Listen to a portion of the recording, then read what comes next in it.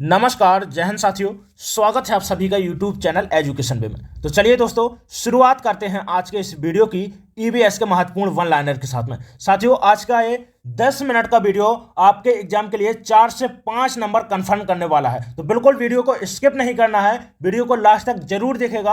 आज का ये सेशन बहुत ही इंपॉर्टेंट होने वाला है आपके लिए। देखिए, आपके एग्जाम शुरुआत हो चुकी है आपके एग्जाम की, तो बिल्कुल आपको टाइम वेस्ट करने की आवश्यकता नहीं है। बिल्कुल फटाफट वीडियो को देखते चलिएगा और साथ में आपको स्क्रीनशॉट लेते चलना है, ताकि आप एग्जाम के पहले इन सभी स्क्रीनशॉट को देखकर अपने एग्जाम को बेहतर बना सकें। तो चलिए, यहां पर सबसे पहले देखिए क्या दिया गया है। हमारा कुछ जीव दिए गए हैं। यहां पर पहला दिया गया है हमारा मछलियां। तो देखिए, कह रहा है कि मछलियां जो होती हैं खतरों की चेतावनी एक दूसरे को बिजली तरंगों के माध्यम से देती हैं। भाई पूछ सकता है आपसे कि जो मछलियां होती हैं वो खतरों की, जो देखिए, जो किसी अन्य मछली को खतरा है तो संकेत किस प्रकार से वो प्रदान करती हैं, तो बिजली तरंगों के माध्यम से दूसरी मछलियों को देती हैं। इसके बाद देखिए, जब मछलियों की यहां पर बात की गई है तो डॉल्फिन की चर्चा ना हो ऐसा हो ही नहीं सकता है। डॉल्फिन देखिए आपके एग्जाम के लिए बहुत ही इंपॉर्टेंट है भैया। गंगा का टाइगर बोला जाता है इसको, गंगा का टाइगर बोलते हैं। तो क्यों नहीं होगा भैया, पृथ्वी का टाइगर नहीं, गंगा का टाइगर है, बहुत इंपॉर्टेंट है। देखिए, आपसे पूछ भी सकता है एग्जाम में कि गंगा का टाइगर किसे बोला जाता है, तो डॉल्फिन को याद रखिएगा, बहुत ही इंपॉर्टेंट है। देखिए, जो डॉल्फिन भी कह रहा है कि डॉल्फिन भी अलग अलग तरह की आवाज निकालती है और एक दूसरे से बातें करती हैं। भैया आपसे पूछता है कि सबसे समझदार जीव कौन होता है, सबसे समझदार जलीय जीव कौन सा होता है, तो भैया डॉल्फिन होती है, जो मनुष्य से, देखिए, उसके संकेत को भी समझती है, उसकी बातों को भी समझती है, और जो मनुष्य से बातें भी करती है। वो कौन सा जीव है, तो जलीय जीव आपका डॉल्फिन है। अब देखिए, आपसे पूछ सकता है, डॉल्फिन से बहुत सारे प्रश्न बनते हैं आपके एग्जाम में, चाहे आप यूपी टेट दे रहे हो, चाहे सीटेट दे रहे हो, या फिर देखिए किसी भी राज्य से संबंधित टीटी दे रहे हो, तो उसमें ये प्रश्न निश्चित रूप से, क्योंकि पूछा गया प्रश्न है भैया, तो बिल्कुल इससे जितने भी पॉइंट बनेंगे वो सभी पॉइंट मैं बताऊंगा यहां पर। इसके बाद में हम अगले टॉपिक पर बढ़ेंगे। तो देखिए, जो गंगा, इसको बोलते हैं, क्या बोलते हैं, पहले तो आपको इसको याद रखना है। दूसरा नाम क्या है, तो गंगा का टाइगर बोला जाता है। आपसे पूछ सकता है कि जो डॉल्फिन है ये सबसे ज्यादा किस देश में पाई जाती है, तो याद रखना है, देखिए लगभग 5,000 तक की संख्या में बांग्लादेश में पाई जाती है भैया डॉल्फिन। इसलिए इसको क्या बोला जाता है, गंगा का टाइगर बोलते हैं। जो गंगा नदी है वो कहां पर भी बहती है, आपने सुना होगा, गंगा बांग्लादेश में भी बहती है, जिसको पद्मा के नाम से हम जानते हैं ना। यस, कमेंट कीजिएगा यस। चलिए, इसके बाद देखिए, यदि भारत के परिक्षेप में बात करते हैं कि भारत में कुल डॉल्फिन कितनी पाई जाती है, तो देखिए लगभग इसकी संख्या कितनी है, 2000 तक इसकी संख्या है भारत में। और देखिए, आपसे पूछ सकता है कि डॉल्फिन वर्ष किस वर्ष को माना गया है, किस साल को डॉल्फिन वर्ष के रूप में हम जानते हैं, तो देखिए सन 2007 को हम डॉल्फिन वर्ष के रूप में जानते हैं। और बहुत सारे प्रश्न इससे सीटेट में, देखिए, स्टेटमेंट पूछे जाते हैं, डायरेक्ट स्टेटमेंट पूछ लिए जाते हैं। तो बिल्कुल याद रखना है, बहुत इंपॉर्टेंट है आपके लिए डॉल्फिन। और देखिए, एक और इंपॉर्टेंट याद रख लीजिएगा इसको। देखिए, आपसे पूछता है कि देश का एकमात्र डॉल्फिन रिजर्व कहां पर है, तो याद रखना है, सिर्फ भारत देश में एक डॉल्फिन रिजर्व है। और वो आपसे पूछ सकता है कि कहां पर है, तो याद रखना है भैया, हुगली नदी में, कोलकाता में है आपकी हुगली नदी। और हुगली नदी में भारत का सिर्फ एकमात्र डॉल्फिन रिजर्व है, जिसमें डॉल्फिन का संरक्षण किया जाता है। तो ये बहुत ही ज्यादा इंपॉर्टेंट है। इन सभी पॉइंट को आप नोट करते चलिएगा, और साथ में जो पॉइंट यहां पर दिए गए हैं उनका स्क्रीनशॉट ले लीजिएगा। चलिए, इसके बाद बढ़ते हैं गिलहरी की तरफ। चलिए, गिलहरी, देखिए कह रहा है कि गिलहरी के दांत हमेशा बढ़ते रहते हैं। तो देखिए, गिलहरी हो गया, चूहा हो गया, गिलहरी हो गया, चूहा हो गया, इनके दांत हमेशा बढ़ते रहते हैं। ऐसा माना जाता है कि यदि ये किसी वस्तुओं को कुतरतेंगे नहीं, तो याद रखिएगा, इनके दांत लगभग 1 फीट तक बढ़ सकते हैं। तो इसको याद रखना है कि कुतरने के कारण के क्या होते हैं, दांत घिस जाते हैं। इसलिए क्या करते हैं, हमेशा कोई ना कोई वस्तुओं को काटते रहते हैं। बात करते हैं बिल्ली की। तो देखिए, बिल्ली के दांत, आगे के जो दांत होते हैं वो कैसे होते हैं, नुकीले होते हैं, जो मांस को फाड़ने और काटने के काम आते हैं। भैया गाय की देख लेते हैं कि गाय से संबंधित क्या कह रहा है। तो देखिए, गाय के आगे के जो दांत होते हैं वो पत्तों को काटने के लिए होते हैं, और जो पीछे के दांत होते हैं वो किसके, चपटे और बड़े होते हैं, जो घास को चबाने के लिए होते हैं। तो ये सभी देखिए बहुत इंपॉर्टेंट थे, एक एक लाइन इनके बारे में मैंने यहां पर दी हुई थी और बहुत इंपॉर्टेंट थी। अब हम बात करते हैं सांप की। अब देखिए, सांप आपके लिए बहुत ही ज्यादा इंपॉर्टेंट है। सांप से आपके सीटेट एग्जाम में बहुत सारे प्रश्न बन चुके हैं। और भैया मैं आपको यहां पर एक बात और बता दूं, देखिए कि जो सांप हो गया, चाहे वो देखिए रेशम का कीड़ा हो जाए, बिल्ली हो जाए, कुत्ता हो जाए, ये सभी आपके एनसीईआरटी में दिए गए हैं। तो आपको इनको बिल्कुल याद रखना है। सीटेट आपसे एनसीईआरटी पर आधारित प्रश्न पूछता है। तो बिल्कुल देखिए 10 मिनट का वीडियो आपके लिए बहुत ही ज्यादा इंपॉर्टेंट होने वाला है, तो बिल्कुल ध्यान से देखते चलिएगा। बात करते हैं देखिए सांप की। तो देखिए यहां पर दोस्तों एक बात और मैं आपको बता दूं कि देखिए कोई भी भाई बहन यदि चैनल पर नए हो, आप यदि चैनल पर नए हो तो चैनल को सब्सक्राइब जरूर कर लें और वीडियो को अपने दोस्तों में शेयर कर दें। बस इतनी ही मेरी ख्वाहिश है कि आप मेरा यह काम जरूर करेंगे। तो चलिए सांप के बारे में समझते हैं। तो देखिए आपने देखा होगा कि बहुत से लोग भैया सांप से बहुत डरते रहते हैं, लेकिन ऐसा नहीं है। जो इतने सारे सांप हैं हमारे देश में, क्या सभी प्रजातियां जहरीली हैं? नहीं भैया। देखिए केवल 4 प्रकार के सांपों की जहरीली प्रजातियां हमारे देश में पाई जाती हैं, जिसमें से देखिए नाग हो गया, करैत हो गया, दुबैया हो गया और अफाई हो गया। ये 4 जहरीली प्रजातियां हैं जो हमारे भारत देश में पाई जाती हैं, और ये बिल्कुल देखिए हूबहू आपके एग्जाम में ये कथन सीटेट में पूछा गया है। चलिए इसके बाद देखिए कह रहा है कि जब सांप किसी को काटता है तो उसके 2 आगे के खोखले जहर वाले दांतों से उस व्यक्ति के शरीर में जहर चला जाता है। अब देखिए जो यहां का जो ऊपरी जबड़ा है, जो ऊपरी जबड़ा है सांप का, जो ऊपरी जबड़ा है, यहां पर चित्र में देखिएगा जो दिया गया है, देखिए यहां पर जो सांप का ऊपरी जबड़ा होता है, यहां पर 2 नुकीले दांत पाए जाते हैं।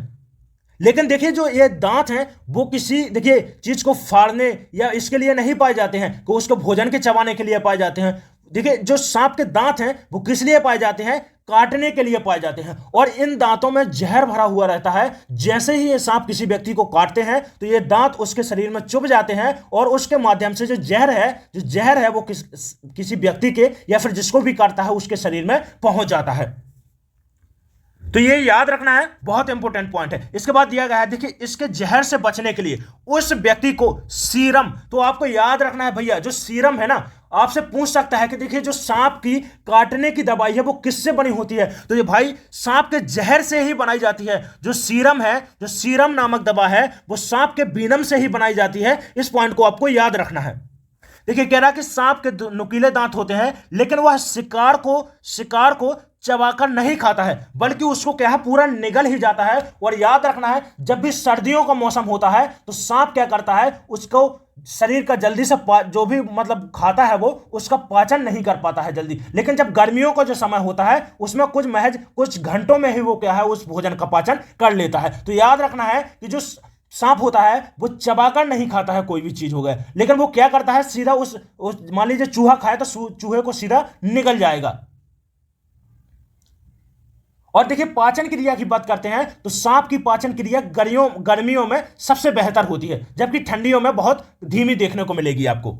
चलिए इसके बाद देखिए कह रहा है कि सांप के बाहरी कान नहीं होते हैं, वह जमीन पर हुए कंपन को सुन पाता है। भैया सांप के जो क्या होते हैं बाहरी कान नहीं होते हैं। लेकिन देखिए यहां पर मुझे कान के संबंध में एक प्रश्न आपके सीटेट में पूछा गया था कि देखिए पक्षियों के क्या कान होते हैं? बिल्कुल होते हैं। छोटे छोटे से जो रंध्र होते हैं वो क्या है उनके पंखों के तले ढके होते हैं, छोटे छोटे से रंध्र पाए जाते हैं, तो पक्षी सुन सकते हैं, इसको याद रखिएगा। लेकिन जो सांप होता है उसके बाहरी कान नहीं होते हैं, वो क्या है जो उसका निचला हिस्सा होता है सर्प का, जो जमीन से सटा हुआ रहता है, वो क्या है कंपन महसूस करने के लिए बहुत ज्यादा संवेदनशील होता है। इसके अलावा देखिए कह रहा है कि सपेरों को क्या बोला जाता है? कालबेलिया कहा जाता है। तो कालबेलिया नाच से सांप जैसी मुद्राएं होती हैं। अब भैया देखिए कालबेलिया आपके सामने शब्द दिया गया है तो आप समझ नहीं रहे होंगे, लेकिन आपने कभी सुना है नागिन डांस? अरे सुना क्या, किया भी होगा आप लोगों ने। नागिन डांस किया कभी?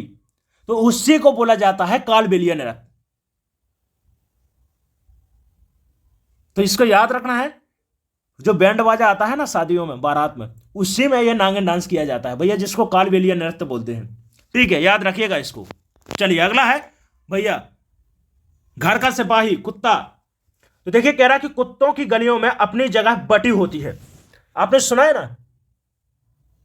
कि अपनी गली का शेर कुत्ता होता है, यह कहावत जरूर सुनी होगी आपने, सुनी होगी। तो कह रहा है कि देखिए कुत्तों की गलियों में अपनी जगह बटी होती है, उसका जो एरिया होता है, जो उसका एरिया बटा होता है, इसमें क्या होता है कि एक कुत्ता दूसरे कुत्ते को मल मूत्र की गंध से पहचान लेता है कि उसके इलाके में कोई बाहरी कुत्ता आया था। तो ये पॉइंट याद रखने योग्य, इनको याद रखिएगा। अब देखिए एक आपके सामने बहुत ही इंपॉर्टेंट यहां पर देखिए केंचुआ को भैया किसान का मित्र बोला जाता है। याद रखिएगा दोस्तों इसको कि केंचुआ होता है किसान का मित्र बोला जाता है। क्यों बोला जाता है? देखिए जो केंचुए होते हैं जमीन में छेद बना करके मिट्टी को मुलायम कर देते हैं और जो जमीन को इन छेदों से क्या होती है, हवा और पानी मिल जाता है। देखिए जो केंचुआ होते हैं जो क्या करते हैं कि इसके द्वारा मल त्याग किया जाता है और उसी के मल से क्या होता है, मिट्टी उपजाऊ हो जाती है और भुरभुरी बना देता है उसको, मिट्टी को। तो जैसे ही भुरभुरी हो जाती है तो इसमें जल धारण की क्षमता और साथ में पानी के क्या है, पानी को सोखने की क्षमता क्या हो जाती है, बढ़ जाती है मिट्टी की, और मिट्टी साथ में उपजाऊ हो जाती है। देखिए आपने सुना होगा कि वर्मी कंपोस्ट खाद का नाम सुना होगा जो केंचुए के द्वारा तैयार की जाती है। इसको भी आप याद रखिएगा, ठीक है। चलिए इसके बाद देखिए, कह रहा कि केंचुए मृत पत्तियां और पौधों को खाते हैं और इनके मल से जमीन उपजाऊ बनती है, ठीक है। तो ये सभी पॉइंट बहुत ही इंपॉर्टेंट है, मैंने आपको बता ही दिया है कि केंचुए को किसान का मित्र कहा जाता है। इसके अलावा देखिए सीटेट बहुत ही ज्यादा सीरियस है। कैसे सीरियस है इसको समझिएगा। वो भैया केंचुए को तो मानता ही है किसान का मित्र, साथ में सांप को भी किसान का मित्र मानता है। अब कैसे मानता है यह भी समझ लीजिएगा। देखिए सांप को भी एक स्टेटमेंट सीटेट में बना था कि किसान का मित्र किसे कहा जाता है, और उस ऑप्शन में केंचुआ नहीं था, सांप था। तो सांप को क्यों कहा जाता है समझिएगा। देखिए जब भी किसान अपने खेतों में फसल बोता है और जब उसकी फसल बड़ी हो जाती है तो भैया जो चूहे हैं ना, चूहा बहुत परेशान करता है किसानों को, उसकी फसल को कुतर देते हैं, क्योंकि यार उनकी भी समस्या है ना अपनी। जब उनके दांत लंबे लंबे हो जाएंगे तो 1.5 फीट का दांत लेकर कौन फिरेगा, नहीं फिरेगा ना। तो उनका तो एक ही काम है भाई, कुतर कुतर करते रहो। तो जब उनको कुतरना है, अपने दांतों को क्या है, रीसेफ करना है, तो ये क्या करते हैं कि जो किसान की वाट लगाते हैं। किसान की कैसे लगाते हैं भाई, उसकी फसल को कुतरेंगे, उनकी जड़ों को काट देते हैं फसल को, तो फसल उतने स्थान की सूख जाती है और साथ में अपने भोजन की व्यवस्था करते हैं उसी फसल से।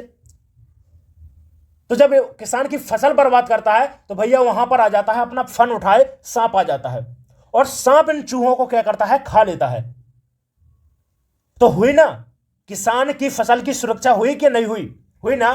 तो इसलिए सांप को भी एनसीईआरटी ने किसान का मित्र कहा है। सीटेट में पूछा गया है, इसको याद रखिएगा। चलिए इसके बाद बढ़ते हैं, बहुत ही इंपॉर्टेंट, चींटियां। अब चींटियां क्यों इंपॉर्टेंट है समझिएगा।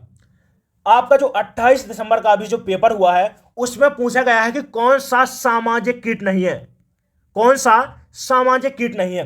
तो ऑप्शन दिए गए थे, ततैया हो गया, ठीक है, मकड़ी दिया गया था, दीमक दिया गया था और मधुमक्खी दिया गया था। तो और जो आपका सही आंसर था वो क्या था, मकड़ी। क्योंकि जो मकड़ी है वो एक सामाजिक कीट नहीं है। समूह, आपने कभी देखा है कि मकड़ी समूह में रहती है, नहीं रहती है, अकेले ही घूमना पसंद करती है। तो देखिए ऐसे जीव जो कॉलोनी बनाकर रहते हैं या फिर समूह में रहना पसंद करते हैं, ऐसे जीवों को सामाजिक प्राणी कहा जाता है या सामाजिक जीव कहा जाता है। जिनमें से चींटियां हो गई, बर्र हो गई जिसको ततैया के नाम से हम जानते हैं, इसके अलावा देखिए दीमक हो गया, और देखिए चींटियां हो गई, मधुमक्खी हो गई। ये सभी कैसे सामाजिक जीव हैं जो कॉलोनी का निर्माण करते हैं। और इन सभी जीवों को देखिए प्रत्येक जीव को 3 वर्गों में बांटा गया है। अब देखिए मान लीजिए चींटियां हो गई तो इसमें से एक रानी चींटी होगी, जैसे मधुमक्खी समझ लीजिएगा, ठीक है। मधुमक्खी ज्यादा सरल रहेगा आपके लिए समझने के लिए। फिर इसके बाद मैं चींटी को भी समझाता हूं।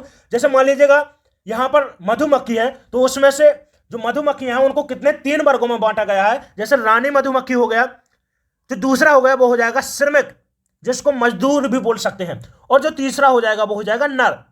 तो जो रानी होते हैं उसका काम क्या हो जाता है, उसका काम होता है कि जो कॉलोनी है उसका नेतृत्व करना। वो समूह की नेता होती है रानी मधुमक्खी, और अंडे देने का भी कार्य करती है। और जो श्रमिक की बात करते हैं तो जो श्रमिक है उसका काम क्या है, उसका काम होता है कि जो छत्ता है, जो समूह है, जो कॉलोनी है, उसकी देखरेख करना। इसके अलावा नर की बात करते हैं तो नर का काम होता है कि रानी मधुमक्खी को निषेचित करना। तो देखिए अपने अपने कार्य यहां पर बटे हुए हैं और बहुत ही इंपॉर्टेंट है। डायरेक्ट स्टेटमेंट आपके सीटेट में पूछा जाता है, तो इन सभी को याद रखिएगा। तो देखिए चींटी की बात करते हैं यहां पर। तो चींटी आपका कैसा, एक सामाजिक कीट है। देखिए आप देख रहे होंगे कि बहुत ज्यादा संख्या में यहां पर कुछ चींटियां आपको दिख रही हैं। फोटो देखिएगा यहां पर, आपको बहुत सारे यहां पर चींटियां दिख रही होंगी। देखिए बहुत कम चींटियां जो होती हैं वो किसमें आपको अलग अलग देखने को मिलेंगी, आपको ज्यादातर समूह में ही देखने को मिलेंगी बहुत सारी चींटियां। तो देखिए यहां पर कह रहा है कि जो चींटियां होती हैं वो मिलजुल कर रहती हैं और चींटियों का काम अपना अपना बटा होता है। तो जैसा कि मैंने आपको बताया कि जो चींटियां होती हैं वो एक सामाजिक प्राणी है जो समूह में रहना पसंद करते हैं, और बहुत ही इंपॉर्टेंट है, सीटेट में यह प्रश्न पूछा गया है। ठीक है, तो कैसा जीव है? सामाजिक कीट है। और जो सामाजिक चींटियां हैं इनको 3 वर्गों में, रानी हो गया, श्रमिक हो गया जिनको काम करने वाली बोलते हैं, और जो तीसरा हो जाएगा वो हो जाएगा नर। तो इनको 3 वर्गों में विभाजित किया गया है। तो देखिए जो रानी चींटी होती है उसका काम क्या होता है? अंडे देना। जो सिपाही चींटी होती है जिसको हम श्रमिक बोलते हैं, तो चींटियों का होता है काम, श्रमिक चींटियों का काम क्या होता है कि बिल का ध्यान रखना, और जो काम करने वाली चींटियां भोजन को ढूंढकर बिल तक लाती हैं। तो ये सभी काम अपने आप में बटे हुए हैं चींटियों में। अब देखिए कह रहा है कि जो चींटियां होते हैं चलते समय जमीन पर कुछ गंध छोड़ती हैं जिससे चींटियां सूंघकर पीछे आने वाली चींटियों का रास्ता मिल जाता है। तो यह भी प्रश्न पूछा गया है सीटेट में कि एक चींटी दूसरे चींटी के पीछे किसको देखकर आती है? तो उसको क्या है? देखकर नहीं आती है, गंध के माध्यम से आती है। यह पॉइंट याद रखिएगा। चलिए देखिए इसके बाद है आपकी जिंदगी को तबाह करने वाला मच्छर। तो मच्छर के बारे में भी यहां पर कुछ देखिए महत्वपूर्ण यहां पर पॉइंट दिए गए हैं, इन सभी को आपको समझना है। भैया जो मच्छर है वही है ये कि एक मच्छर आप इंसान को हिजड़ा बना देता है। तो इस हिजड़े बनाने वाले को आपको भूलना नहीं है, आपके लिए बहुत इंपॉर्टेंट है सीटेट के लिए। तो देखिए कह रहा है कि मच्छर हमारे शरीर की गंध के द्वारा, हमारे शरीर की गंध और खास करके जो तलवे होते हैं, हमारे पैरों के तलवे होते हैं, उसके माध्यम से और शरीर की गर्मी के माध्यम से हमको पहचान लेते हैं। ढूंढते ढूंढते हमको काटने के लिए आ जाता है। ठीक है, इसके बाद देखिए कह रहा है कि मच्छर पानी में अंडे देते हैं जिसकी वजह से डेंगू हो गया, मलेरिया हो गया और चिकनगुनिया जैसी बीमारी मच्छरों के द्वारा फैलती हैं। तो याद रखना है, देखिए पूछ सकता है आपसे कि डेंगू रोग कौन सा मच्छर के द्वारा फैलता है? तो याद रखना है एडिज मच्छर। एडिज मच्छर के द्वारा डेंगू रोग फैलता है। एडिज मच्छर डेंगू रोग का वाहक है। इसके बाद मलेरिया की बात करते हैं तो देखिए मादा, भैया सभी मादा ही खून चूसती हैं। ठीक है, इसको याद रखिएगा। देखिए मादा जो मलेरिया होता है वो किसकी वजह से? मादा एनाफिलीज मच्छर की वजह से मलेरिया फैलता है। ठीक है, तो ये पॉइंट याद रखिएगा। और आपसे देखिए मलेरिया पूछ सकता है कि मलेरिया की खोज करने का श्रेय किसे जाता है? तो रोनाल्ड रोस को याद रखिएगा। मलेरिया की खोज इनके द्वारा की गई थी और बहुत इंपॉर्टेंट है, ये पूछा गया प्रश्न है। चलिए देखिए कह रहा है कि रुके हुए पानी में या फिर इकट्ठा हुए पानी में मलेरिया के मच्छर पैदा होते हैं, इसलिए मच्छरों के प्रजनन को रोकने के लिए पानी में तेल डालना बहुत उचित है। आपने देखा होगा कि जब भी आपके पास में आसपास पानी जमा होता होगा तो वहां पर देखिए कुछ लोग तेल की बूंद डाल देते हैं, जिससे क्या होता है कि पानी का पृष्ठ तनाव कम हो जाता है और ऑक्सीजन की पानी में क्या हो जाती है? कमी हो जाती है, जिससे कि मच्छर के जो लार्वा होते हैं पानी में उनकी क्या हो जाती है? ऑक्सीजन न मिलने के कारण उनकी मौत हो जाती है। तो ये सभी पॉइंट मच्छर से संबंधित थे। चलिए इसके बाद बढ़ते हैं अगला टॉपिक। देखिए कह रहा है कि रेशम का कीड़ा। तो देखिए रेशम के कीड़े से किस प्रकार का प्रश्न आपके सीटेट में पूछा गया था? आपने एक गाना सुना होगा कि तू धरती पर चाहे जहां तक रहेगी, तुझे तेरी धड़कन से पहचान लूंगा, तेरी खुशबू से पहचान लूंगा, धड़कन नहीं। ठीक है, तो देखिए जो रेशम का कीड़ा है बिल्कुल हूबहू ऐसे ही प्रश्न आपके सीटेट एग्जाम में पूछा गया था। तो देखिए यहां पर कथा हमारा पॉइंट दिया गया है, कह रहा है कि जो रेशम का कीड़ा होता है अपनी मादा को कई किलोमीटर की दूरी से पहचान लेता है। किसकी वजह से? गंध की वजह से। तो देखिए कीट होते हैं, जो कीड़े होते हैं, जो जीव होते हैं, वो किसकी वजह से एक दूसरे की पहचान करते हैं? तो गंध के माध्यम से करते हैं। तो ये पॉइंट बहुत ही इंपॉर्टेंट है। ठीक है, चलिए अगला दिया गया है चूहा। चूहा के बारे में देखिए मैंने आपको बताया है कि ये क्या करते हैं, इनके दांतों की जो लंबाई होती है बहुत ज्यादा बढ़ती है, इसलिए ये सभी चीजों को क्या करते हैं? कुतरते रहते हैं। तो कह रहा है देखिए चूहों की देखने की क्षमता बहुत कम होती है, लेकिन इनके सूंघने, छूने और टेस्ट करने की क्षमता बहुत अधिक होती है। आपने भोजन रखा होगा आपके घर पे, देखा होगा आपने, बहुत सारे चूहे आते हैं भोजन खाने के लिए और इसी भोजन के चक्कर में टपक जाते हैं, क्योंकि जो आपकी मम्मी हो गए, पापा हो गए, वो इन पर दया नहीं दिखाते हैं और साथ में चूहे की जो दवाई होती है वो खाने के साथ में मिलाकर रख देते हैं, तो बेचारे की आत्महत्या हो जाती है। क्या करे यार, जब दांतों को छोटा करना है, जब हैंडसम दिखना है, तो हैंडसम दिखने के लिए वो क्या करेगा, कोई ना कोई चीज कुदरेगा, अपने दांतों की शेप बनाएगा ना। देखा होगा आपने, कई लोगों के दांत निकले रहते हैं बाहर, वो थोड़ा सा परेशान रहते हैं, तो भैया चूहा भी तो यही चाहता है कि मेरा भी तो लुक अच्छा रहे। चलिए खैर कोई बात नहीं। चलिए पक्षी के बारे में देखिए, पक्षियों से संबंधित बहुत सारे प्रश्न आपके एग्जाम में बनते हैं, लेकिन देखिए यहां पर कुछ हम मोटे मोटे पॉइंट यहां पर पक्षियों से संबंधित देख लेंगे। इसके बाद नेक्स्ट वीडियो आपकी पक्षियों से संबंधित रहेगी और पौधों से, पेड़ पौधों से संबंधित रहेगी। तो देखिए बहुत इंपॉर्टेंट है पक्षियों से संबंधित कुछ यहां पर पॉइंट जो हम वहां पर नहीं कवर कर पाएंगे, इसलिए मैंने यहां पर रख दिए। ठीक है, कह रहा है कि पक्षी केवल अंडे देने के लिए घोंसले बनाते हैं। जब अंडों से बच्चे निकल जाते होंगे, आपने देखा होगा कभी, जो भी भाई बहन देखिए गांव से बिलोंग करते होंगे, ज्यादातर देखिए गांव से ही होंगे आप लोग, या फिर जो भी सिटी से हैं, कहीं से भी हैं, आपने देखा होगा कि जो घोंसला होता है, कई बार आपको देखने को मिलेगा कि खाली देखने को मिलेगा। वो खाली इसलिए होता है क्योंकि पक्षी जो होते हैं घोंसले का निर्माण केवल अंडे देने के लिए करते हैं, और जैसे ही अंडों से बच्चे बाहर निकल जाते हैं और वो घूमने फिरने लगते हैं, तो चिड़िया के द्वारा वो क्या होते हैं, पक्षियों के द्वारा वो घोंसले को छोड़ दिया जाता है। तो देखिए यहां पर कहा गया है कि जो पक्षी होते हैं केवल अंडे देने के लिए घोंसला बनाते हैं, और जब अंडों से बच्चे निकल जाते हैं तो वह घोंसला छोड़कर उड़ जाते हैं। घोंसला छोड़कर पक्षी अलग अलग जगह चले जाते हैं, जैसे पेड़ों पर, जमीन पर और पानी में। तो देखिए इसके बाद दिया गया है कि अधिकतर पक्षियों की आंखें सिर के दोनों तरफ होती हैं। भैया बहुत ही इंपॉर्टेंट पॉइंट है, स्क्रीनशॉट कर लीजिएगा जल्दी से जल्दी। देखिए बहुत से यहां पर प्रश्न पूछा गया है सीटेट में आपके लिए।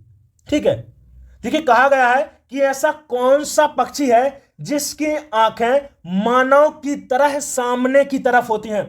इस प्रश्न मैंने प्रैक्टिस सेट में भी लिया हुआ है। यदि आपने प्रैक्टिस सेट देखा है मेरा, तो वहां पर यह प्रश्न मैंने लिया भी है।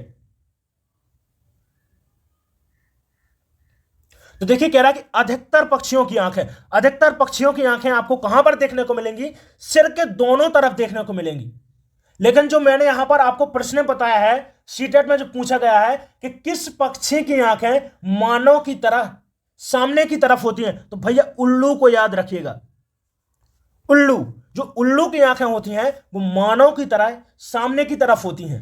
ठीक है, और जो उल्लू है वो आपका रात्रिचर प्राणी है। और देखिए जितने भी रात्रिचर प्राणी हैं वो सिर्फ दो कलर ही देख पाते हैं, एक तो काला कलर और जो दूसरा है वो है सफेद कलर। तो उल्लू से इतने पॉइंट याद रखिएगा। चलिए इसके बाद अगला यहां पर पॉइंट देखते हैं पक्षी से संबंधित। देखिए कह रहा है कि पक्षी एक ही समय में दो अलग अलग चीजों को एक साथ देख लेते हैं, यानी उन पर नजर डाल लेते हैं, और जब अलग अलग चीजों पर केंद्रित करते हैं उनका देखने का दायरा बढ़ता है, और जब वे बिल्कुल सामने देखते हैं तो इनकी आंखें एक ही चीज पर होती हैं। चलिए अगला पॉइंट है, देखिए कह रहा है कि ज्यादातर पक्षियों की आंखों की पुतली घूम नहीं सकती। तो देखिए आपने देखा होगा कि जो आप कभी नजर गौर कीजिएगा, तो आपके सामने जब चिड़िया बैठी हो तो आप देखिएगा कि पक्षी बहुत ज्यादा इधर इधर मुंडी घुमाते हैं। वो गर्दन घुमाने का एक ही मतलब होता है कि जो पक्षियों की जो पुतली होती है वो घूम नहीं सकती। हमारी तरह जो पक्षियों की जो पुतली होती हैं वो क्या है, घूम नहीं सकती। इसलिए क्या करते हैं पक्षी, इधर उधर जल्दी जल्दी देखते हैं, अपनी गर्दन को घुमाते हैं। ठीक है, इसके अलावा कह रहा है कि देखिए पक्षियों के पंख उन्हें उड़ने में मदद करते हैं, उन्हें गर्माहट देते हैं, और उनके नए पंख जब आते हैं तो पुराने पंख क्या होते हैं, झड़ने लगते हैं।